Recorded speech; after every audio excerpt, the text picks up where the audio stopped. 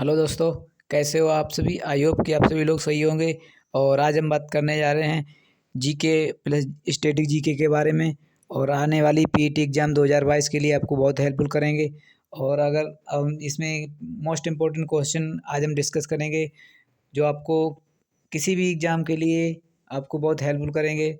और अगर आप इस चैनल पर नए हैं तो कृपया इस चैनल को सब्सक्राइब करें। अब हम चलते हैं अपने टॉपिक पर। आज का ये फर्स्ट क्वेश्चन है, भारत में शासन करने वाले के दिए गए शासकों का क्रमानुसार सही क्रम क्या होगा। तो ये आपको ध्यान रखो कि आज आने वाले पीईटी एग्जाम में आपको ऐसे क्वेश्चन जरूर देखने को मिलेंगे। तो इसका जो राइट आंसर है ऑप्शन बी। तो सबसे पहले आए थे इल्तुतमिश, उसके बाद आए थे इसके बाद आए थे अलाउद्दीन खिलजी, फिर उसके बाद आए थे शेरशाह सूरी, फिर उसके सबसे लास्ट में आए थे अकबर। तो इस प्रकार को आपको एग्जाम में ज़रूर ज़रूर क्वेश्चन देखने को मिलेंगे। मैं आपको इस चीज़ पे आप बहुत प्रैक्टिस करें, आपको एग्जाम में बहुत हेल्पफुल मिलेगी। अब हम चलते हैं अपने नेक्स्ट क्वेश्चन पे। तो इसमें इल्तुतमिश, इसमें जो ये इलवरी वंश के शासक थे, आपको ये देख रहे हैं इसमें कुछ स्टैटिक जीके है। तो इनका जो शासनकाल था 1211 से लेकर 1236 के बीच में रहा था। अब इसका जो अलाउद्दीन खिलजी, इन्होंने खिलजी वंश की स्थापना की थी। तो इनका जो कार्यकाल रहा था 1296 से लेकर 1316 तक। और इसमें अब चलते हैं शेरशाह सूरी।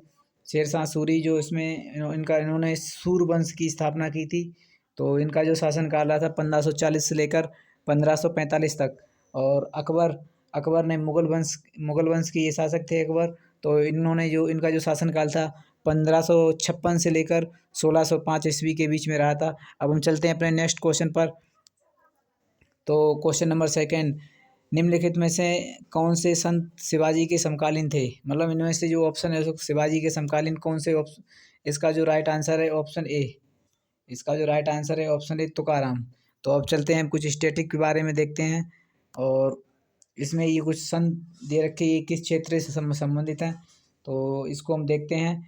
तो इसमें जो शंकराचार्य हैं, उन जो ये 1718 से 820 के बीच में रहे थे। और ये संपूर्ण भारत के क्षेत्र में इन्होंने काम किया है। और चैतन्य, इन्होंने ये इनका शासनकाल रखा है, इन्होंने बंगाल में बहुत महत्वपूर्ण योगदान दिया है।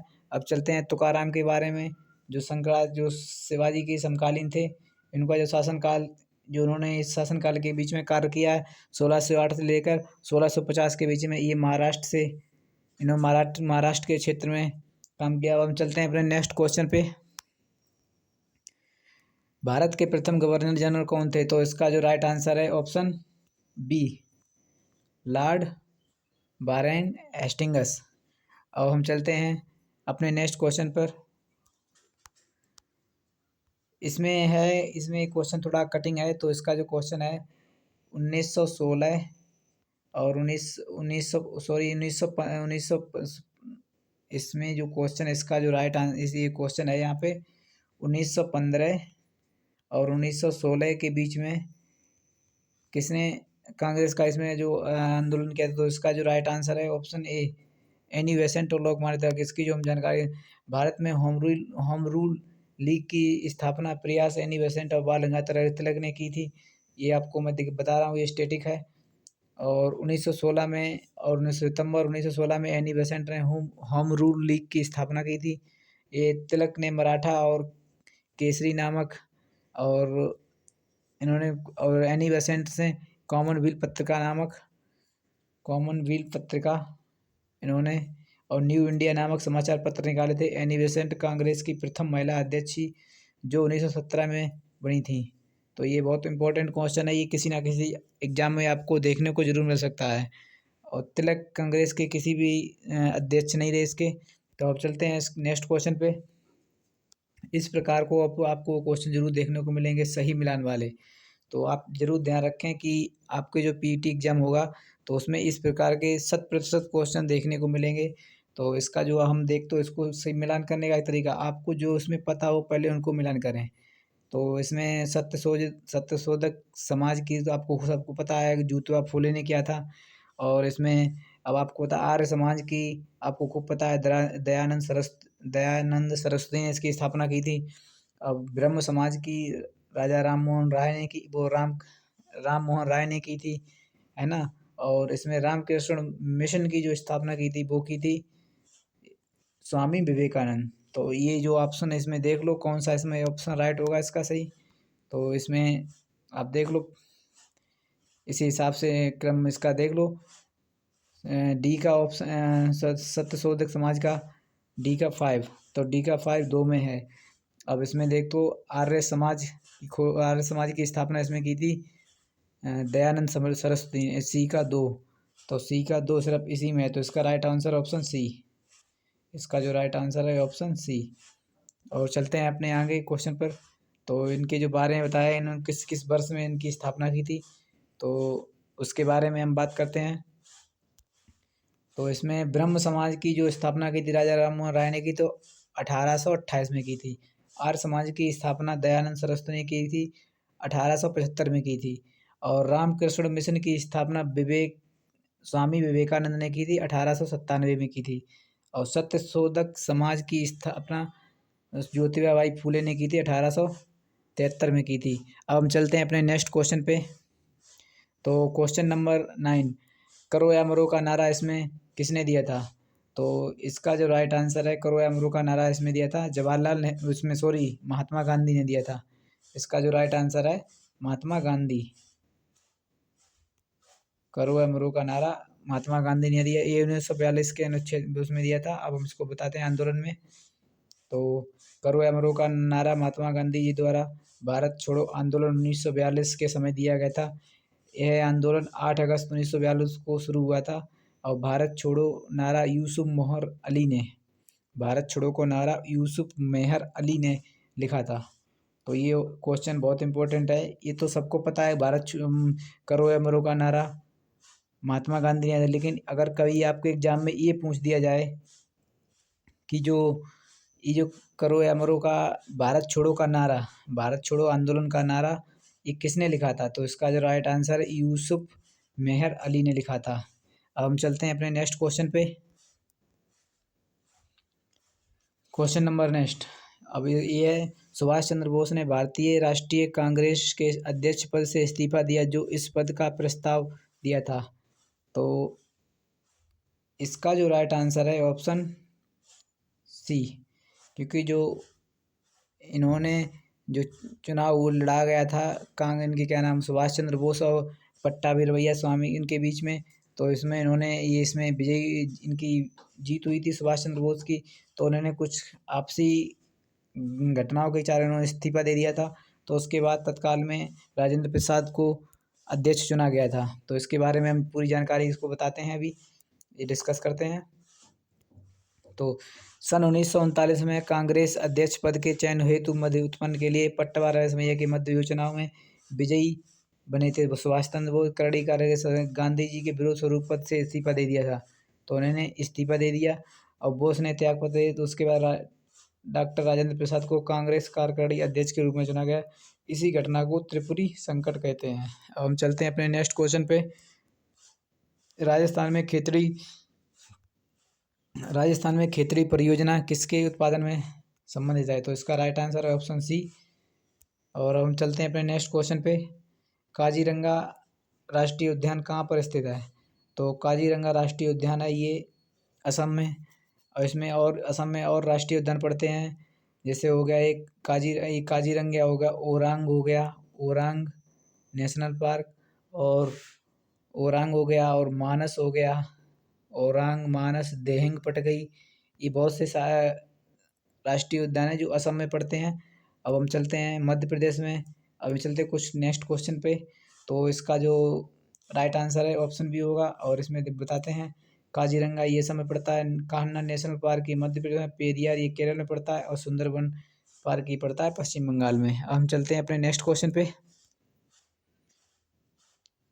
भारत में पंचायती राज व्यवस्था किसके अंतर्गत रखी गई थी, तो पंचायती राज व्यवस्था है वो किसके अंतर्गत आती है, मूल अधिकारों को या मौलिक कर्तव्य या फिर राज्य की नीति निर्देश। तो इसका जो राइट आंसर है ऑप्शन सी, राज्य के नीति निर्देशक तत्व के बीच में आती है।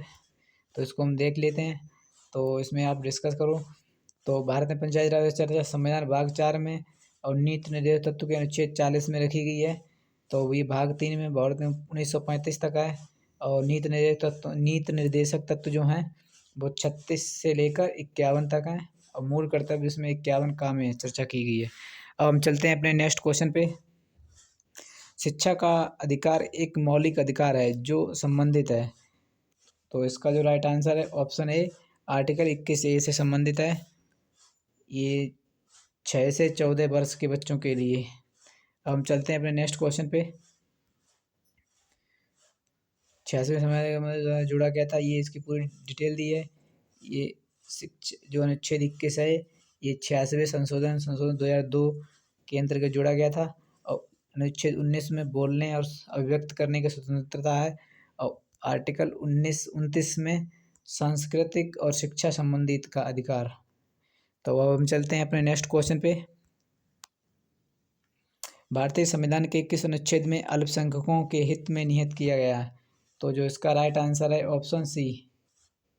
इसका जो राइट आंसर है ऑप्शन सी। अब हम चलते हैं अपने नेक्स्ट क्वेश्चन पर। तो इसमें दिए हैं अनुच्छेद 21 में दिया गया है प्राण और दैहिक स्वतंत्रता। इसमें अनुच्छेद 24 में 14 वर्ष से कम के बच्चों आयु को कारखानों में काम करने हेतु निषेध किया गया और ये आपको बता ही दिया। अब चलते हैं अपने नेक्स्ट क्वेश्चन पे।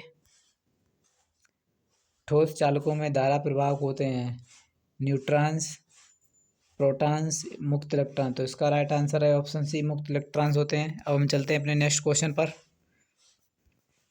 ब्लीचिंग पाउडर का रासायनिक नाम क्या है। तो इस टाइप को मोस्ट इम्पोर्टेंट क्वेश्चन लिख लेना साइंस में। एक इसका क्वेश्चन जरूर आपको मिलेगा पीटी एग्ज़ाम जो 2022 में एग्ज़ाम होगा अक्टूबर माह में। तो इसमें आपको ये क्वेश्चन 100% इस प्रकार के क्वेश्चन जरूर मिलेंगे साइंस में। तो आपसे रिक्वेस्ट है कि इस प्रकार के क्वेश्चन जरूर देख के जाएँ आप जब भी एग्ज़ाम देने, जब आपका एग्ज़ाम देने जाएँ। तो इसका जो राइट आंसर है ऑप्शन बी कैल्शियम ऑक्सीक्लोराइड। अब हम चलते हैं अपने नेक्स्ट क्वेश्चन पर।